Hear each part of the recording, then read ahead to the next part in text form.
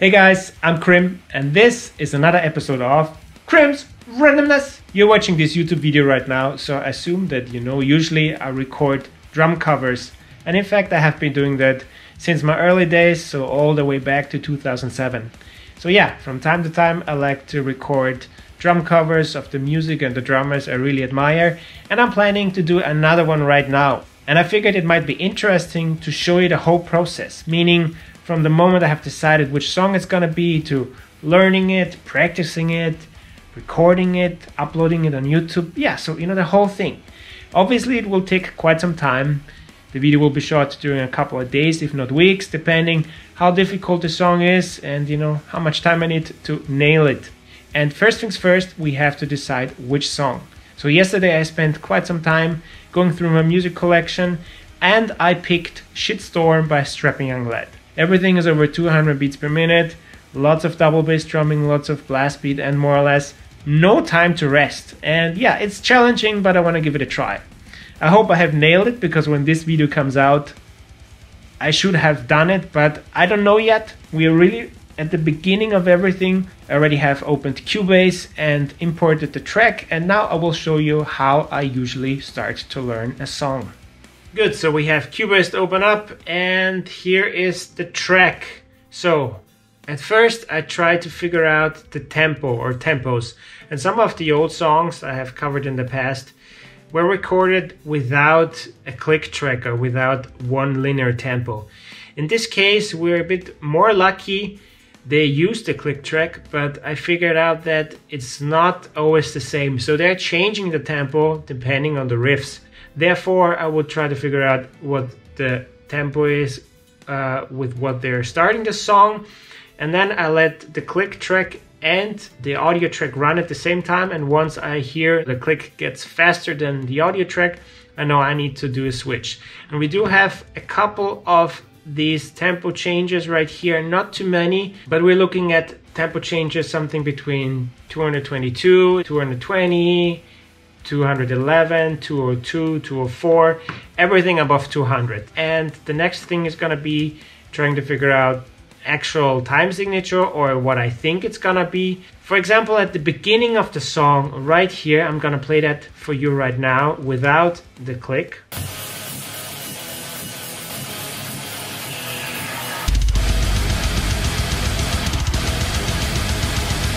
It's just really weird how the song starts, and if you let a 4/4 click run at the beginning, or like you basically let a 4/4 click run through the whole song, it just makes it very awkward, because at the beginning riff it will flip into some sort of an offbeat feeling. I just changed the time signature here for a little bit, just added 1/4 there, and then it goes back to 4/4, and then later on we switch back to a 3/4, and then the rest of the song is in 4/4.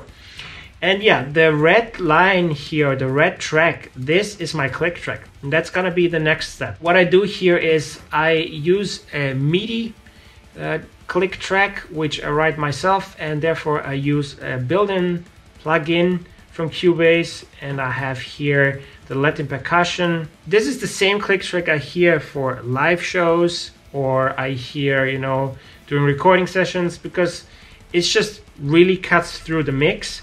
And I will just play it for you right now. It might be a bit annoying,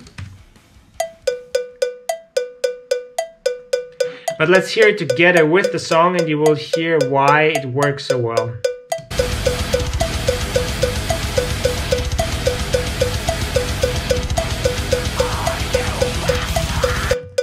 And that would be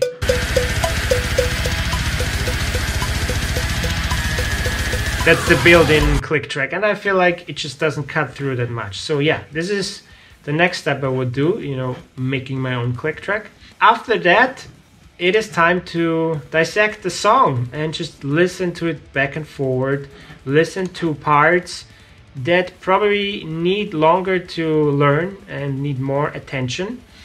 And this song has lots of double bass and blast beats.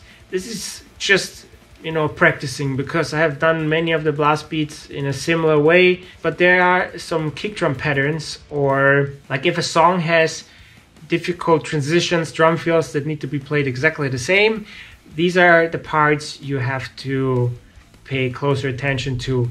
And let's hear, I think this one is one of them.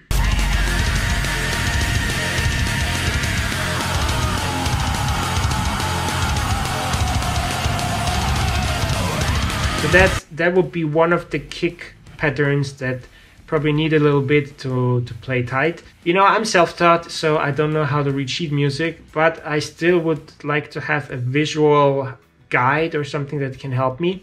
So for example, if I decide to cover a song that has been covered already from other drummers, I like to just, you know, watch YouTube videos of other drummers performing the song and trying to figure out how they have played certain parts.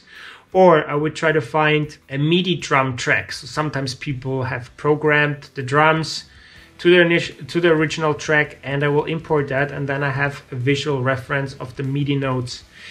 If I have none of that, I just do it in a different way. I look into the, you know, original wave file, and you see some of the small, like some of the peaks here, depending how compressed the master is. And this song is, yeah, it's just, it's not much visually to get out of there. But if I would have drums, like a stereo drum track, I could easily see that, let's say this peak right here would be the snare and the other three would be the kick drums.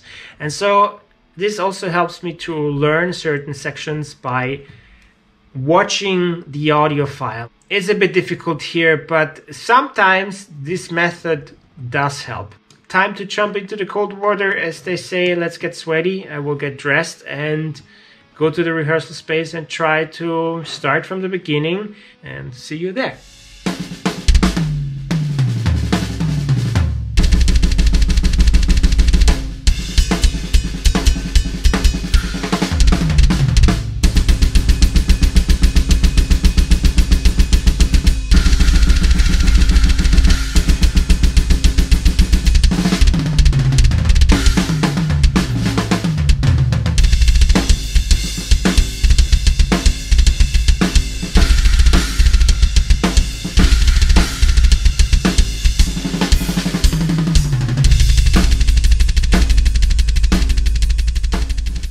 Okay, I feel a bit more warmed up, and let's start with the song. I will just listen to the beginning and try to pay close attention to what Gene is doing there. Let's see.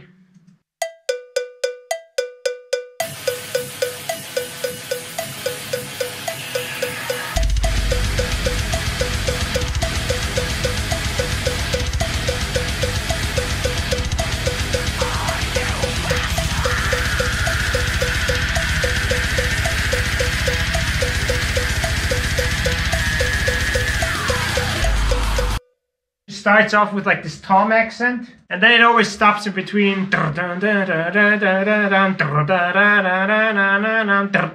then it kind of goes into double kicks, which are fast as hell. Jesus.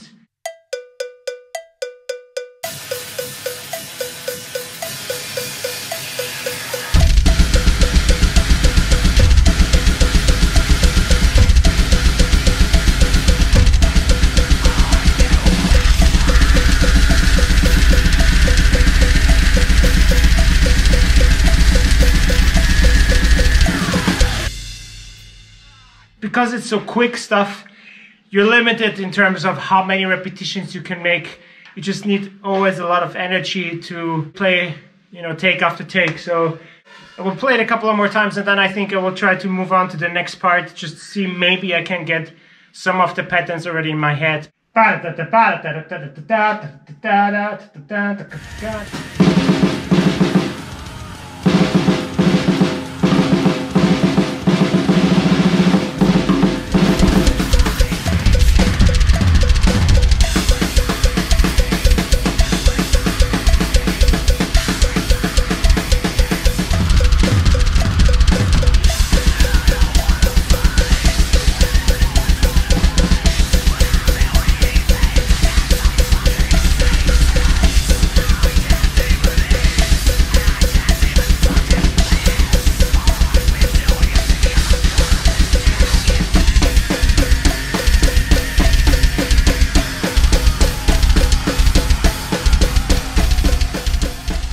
day number 2 of learning Shitstorm by Strapping Young Lad, and I'm about to head to the practice room to give it another try.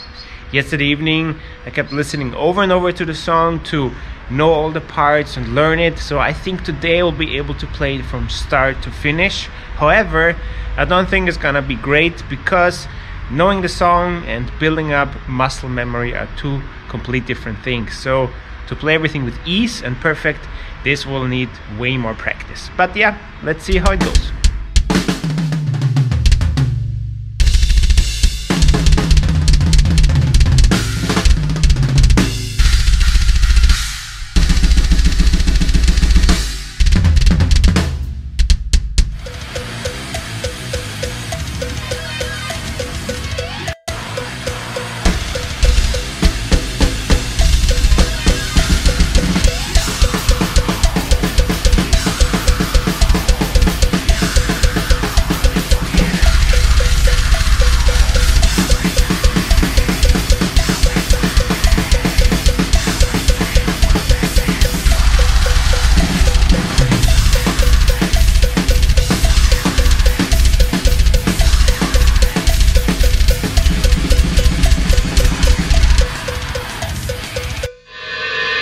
This part is such a weird part.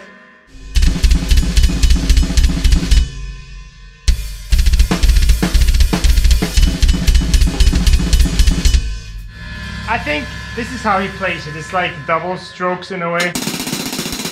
Between the right bell, snare, and like the kick.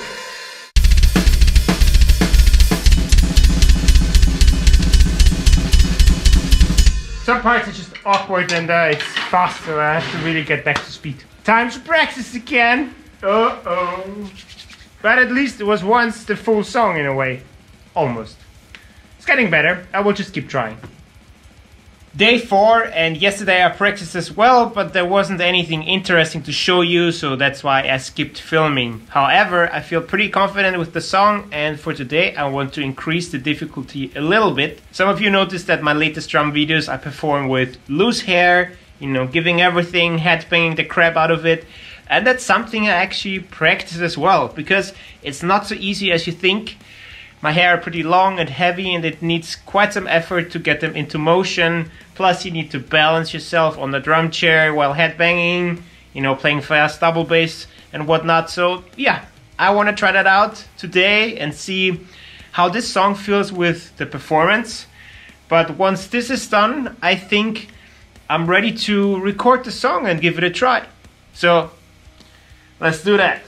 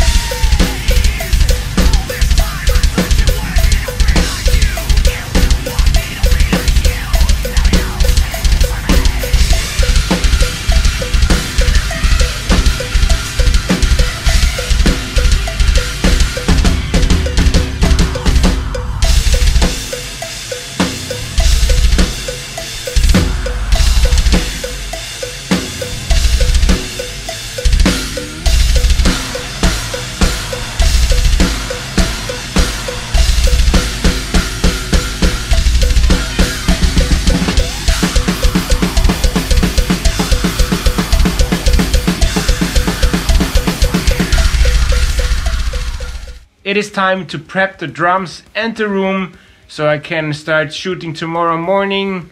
Therefore, I need to clean the drums, check the tuning, make sure all the microphones are in the right position and everything sounds good, set up the video lights and cameras, and do a bunch of other things to the room so it looks fancy. Showtime! I'm about to record the song. I need to still warm up a little bit and then I will record take after take until I nail it or until I have no energy left. Let's see how it goes. Wish me luck.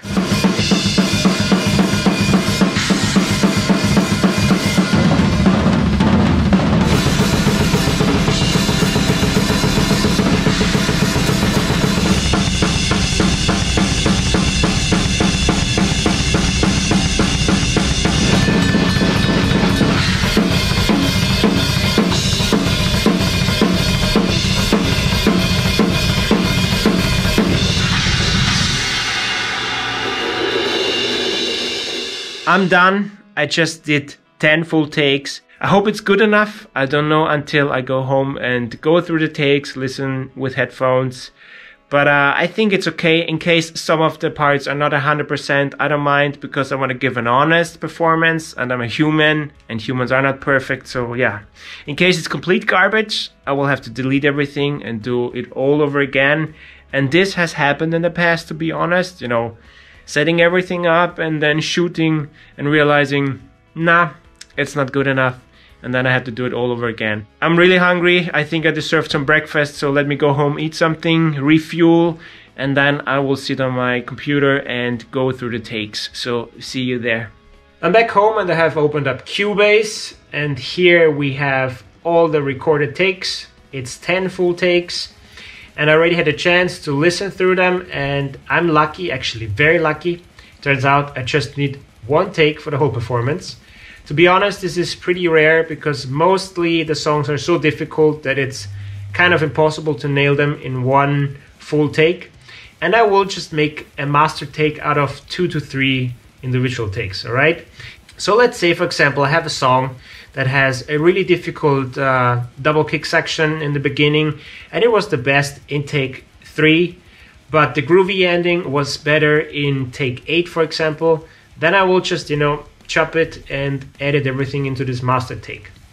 But yeah, in this case we have just one take, the last one, take number 10. Let's have a closer look.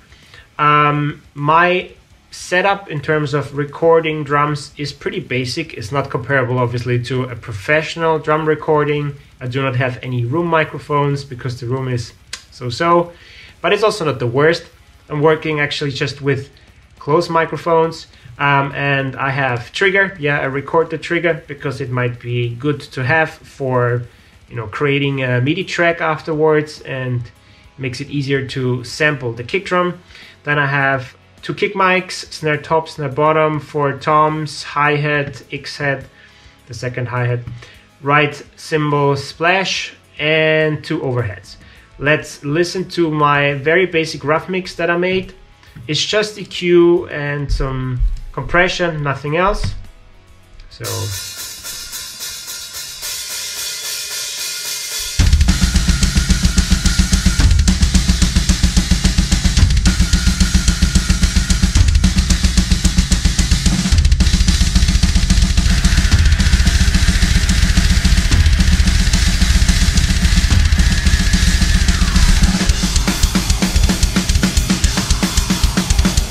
yeah, not bad. I mean, I'm not really professional sound engineer, so that's why I'm going to export all the tracks, the raw tracks, and send it over to my good friend and band colleague Zycon.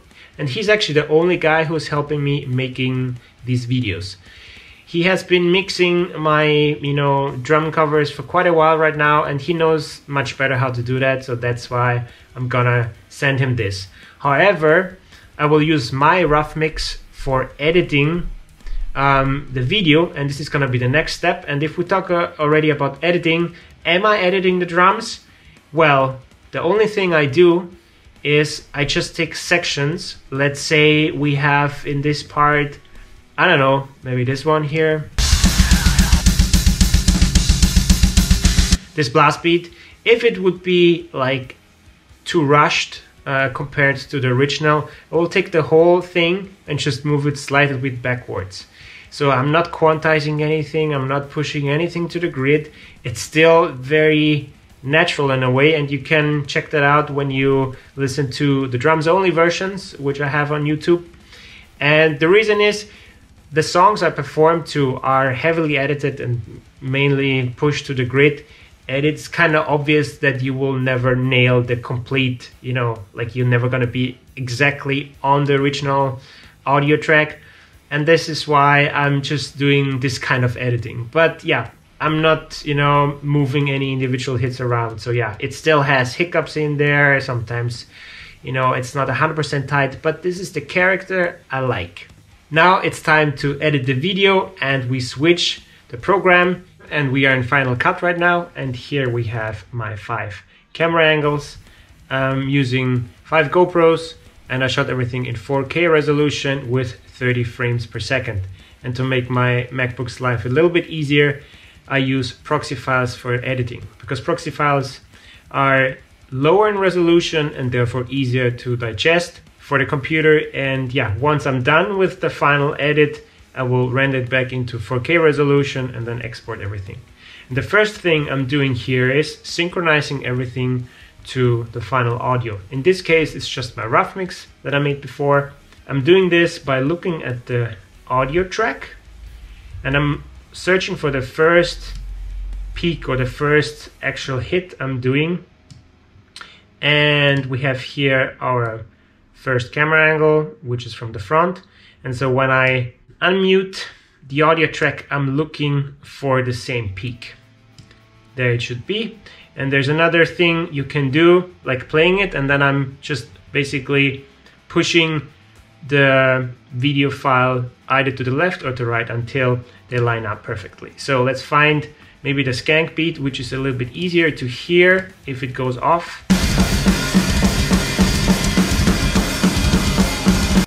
Not this one, maybe this one.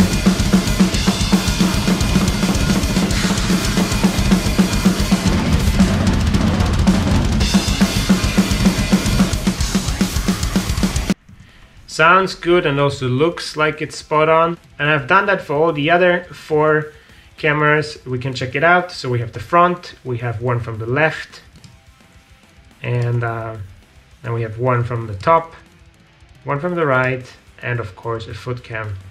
And I've done some color correction, so we can check out the actual video file without color grading. This is how it looks like. I shoot everything with flat colors because this gives me a little bit more possibilities afterwards. And I do like more of a colder look, so I will turn down a little bit the saturation in the mids, and I like to add some kind of blue tones to it. Now it's time to edit the video because everything is synchronized and lined up, and I'm doing it in such a way that it's probably not the fastest way to edit a video, but it has worked for me pretty well.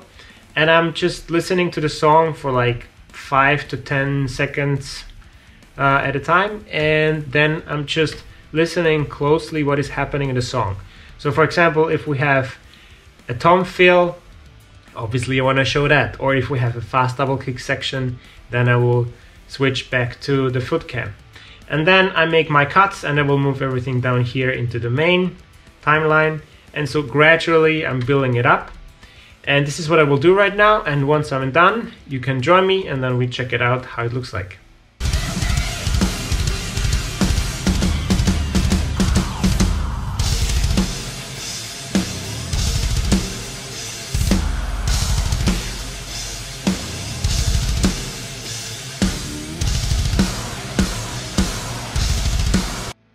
Yeah, I think it looks pretty sick. Just keep in mind this is still the proxy resolution. It will look better and sharper once I change it to the 4K resolution.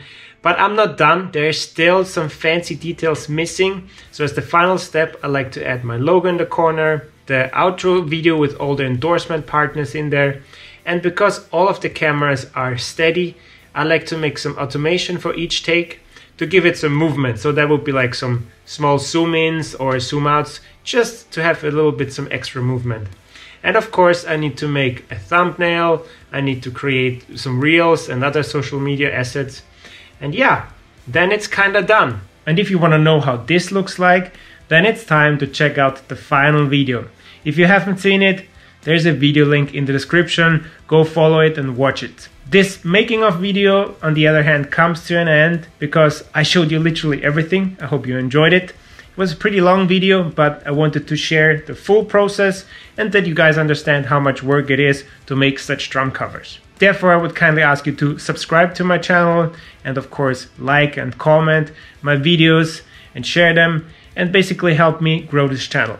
So you guys stay safe and I hope to see you in the next episode.